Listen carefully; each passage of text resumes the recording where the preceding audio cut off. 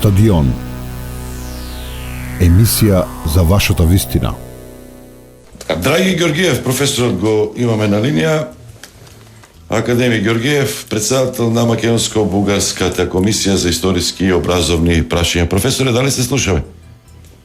Да, добар ден. Ајде, професоре, завчера читав. Ја не слушам, не го слушам. Нема интерес за обвинители во организиран криминал, обвинителство. Сега не знам дали следната вест ќе ни биде нема интерес за членување во комисијата, во вашата комисија, после овие работи што се дебатираат, што ги има во преговарачката рамка, тие протоколи кои што ќе зависат од вас, тие годишни прегледи ќе зависат речиси целосно од вас. Сте размислували на оваа тема? Кој е првиот ваш одговор? И дали сте малку повеќе оптимист во однос на тоа што го изјавивте пред 2 месеца, 3, се рушат и последните надежи за пристојан диалог? Повелете. Вака, јас не можам да кажам дали ќе има интерес или нема да има интерес. Тоа ќе го видиме, нели, доколку дојде до таква некоја ситуација. Во однос на протоколите, јас колку што знам, тие протоколи не се составени само од теми кои се однесуваат на комисијата. Ние даваме годишен извештај до Министерството за надворешни работи за работата на комисијата во текот на една година, и тој годишен извештај се разгледува од страна на двете влади и влегува во протоколот, влегуваат заклучоци на владата за нашиот извештај. Се разбира, не влегува целиот извештај, туку како владите гледат на нашата работа, ја оценуваат на некој начин. И тоа е тој дел од протоколот кој се однесува на историската комисија. Еден сегмент од целиот протокол е историската комисија. Сега, како, што, кој е политичкото гледање на нашата работа, во тоа јас не навлегувам. Тоа е нивно право да дадат оценка за дали работата е задоволителна, дали не е, тоа е веќе друго прашање, но ние ја даваме објективната слика за работата на комисијата во текот на една година за одржаните 5 или 6 состаноци во текот на годината. Професоре, рефлекторот ќе биде посилен. Може некој како алиби да ве користи, вашето работење или неработење. Затоа ви се ставени од 8 до 12 состаноци сега, претходно имавте по 6. Значи може секојаш некој вас, значи сега се издвојувате, нема конкретен притисок, меѓутоа може некој да го злоупотребува тоа. За тоа ве прашав дали сте свесни. Видете, резултатите на комисијата не зависат од бројот на средби. Ние може да имаме и 15 средби, а резултатот да биде 0. Но може да имаме и 3 средби и да имаме резултат. Важен е пристапот во работата на комисијата, желбата да се постигне резултат во оние теми кои ги обработуваме, и можно е резултат да има на 2 средби да има повеќе резултат отколку на 10 средби. Јас сакам да потенцирам тука дека на тие средби воопшто комисијата не се занимава со идентитетски прашања. Комисијата разгледува прашања од учебниците во Република Бугарија и македонските учебници. И таму каде што ние ќе најдеме места каде што сметаме дека се проблематични за нас или тие за нив, ги посочуваме и даваме препораки како тоа да се надмине. Во ниедна наша препорака ние не зборуваме за идентитетот на цар Самуил или за идентитетот на било која личност што досега за кое досега имаме резултат, како што се браќата Кирил и Методи, Свети Климент Цветинал. Воопшто идентитетот не е прашање, не е тема на работа на комисијата.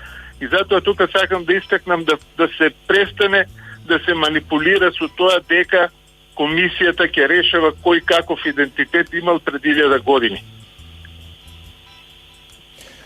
Професоре, имате ли доволен увид? Затоа што во некои материјали објавени во Бугарија како содржина на протоколот, Маричи каже дека тоа не е баш така.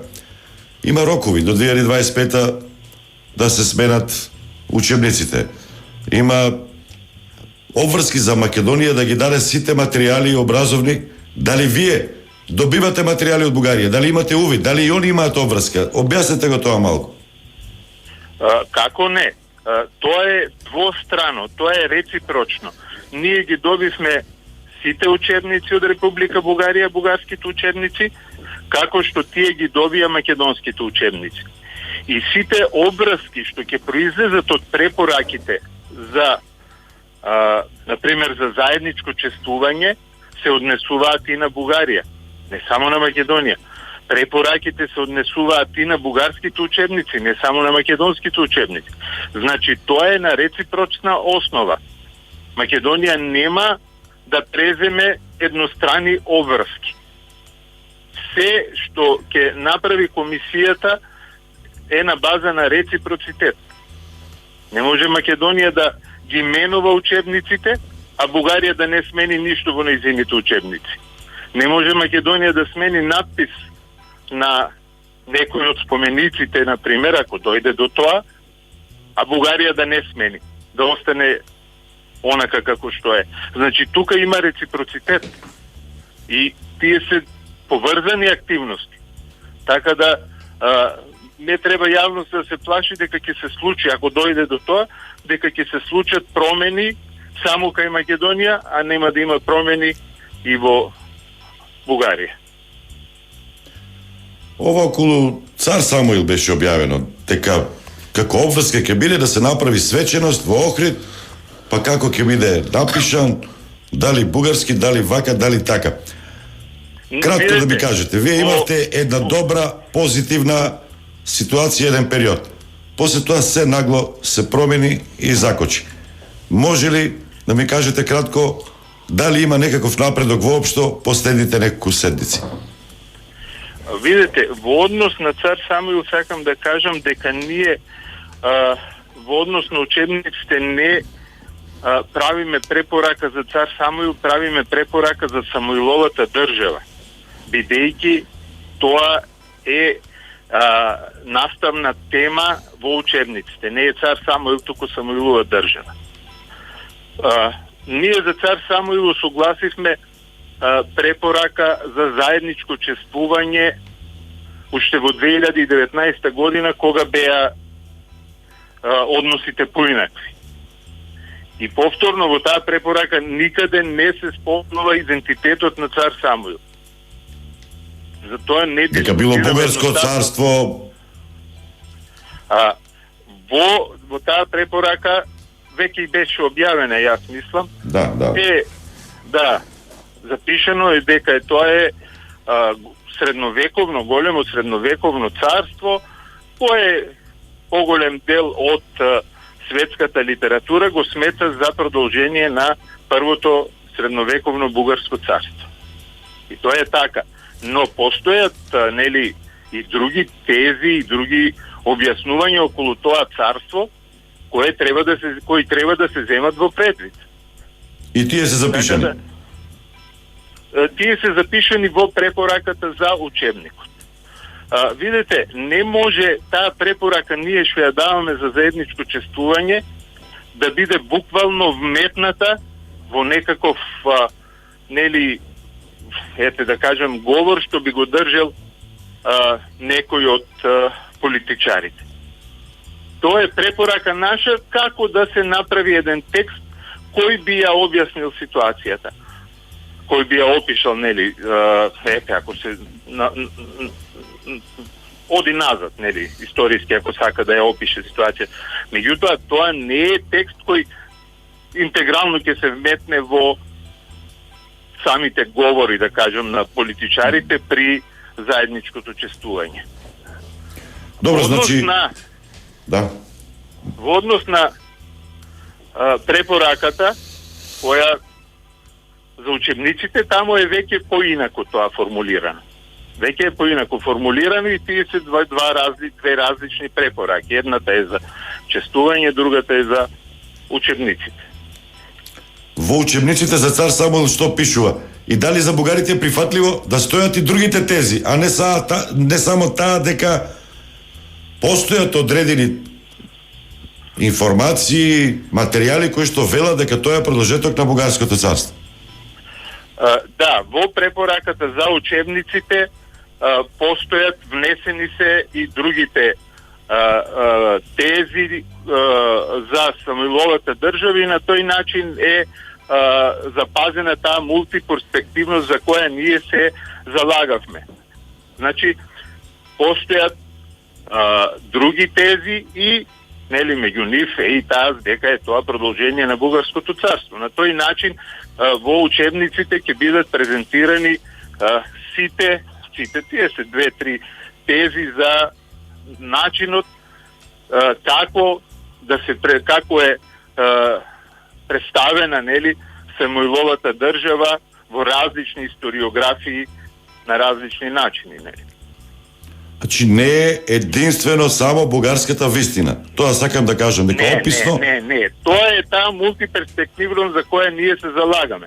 Значи, на учениците да им се понудат повеќе видувања, перспективи, толкување на таа држава. Како се толкува таа држава од страна на различни историографии, на различни научници и на тој начин да имат тие слика, представа дека не е црно-бела таа историја од пред 1000 години, туку дека има различни видувања и толкувања, тие видувања се тие и потоа нели учениците можат да си носат своји да развиваме едно критичко мислење, да кажам, кај учениците, да можат да си прочитат литература надвор од тоа што е во учебникот, доколку се интересира, но важно е да имат представа дека не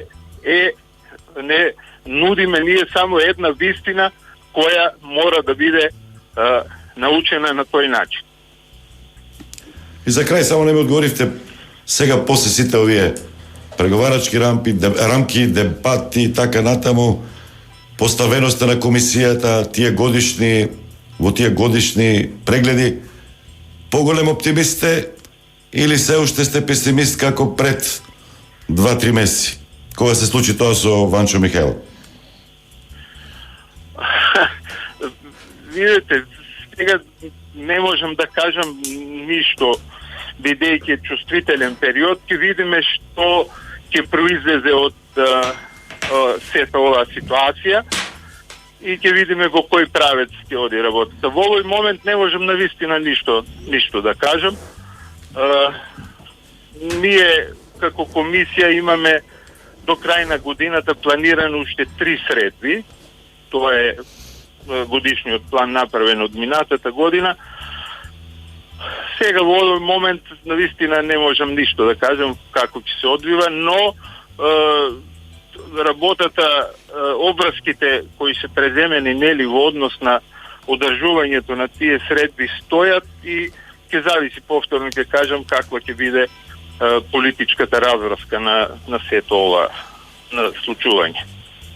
Професоре, благодарам за разговорот и пожелувам среќа во работењето на комисијата. Драги Георгиев, академик, председател на Македонско-бугарската комисија, копредседател на Македонско-бугарската комисија за историски и образовни прашања. Стадион. Емисија за вашата вистина.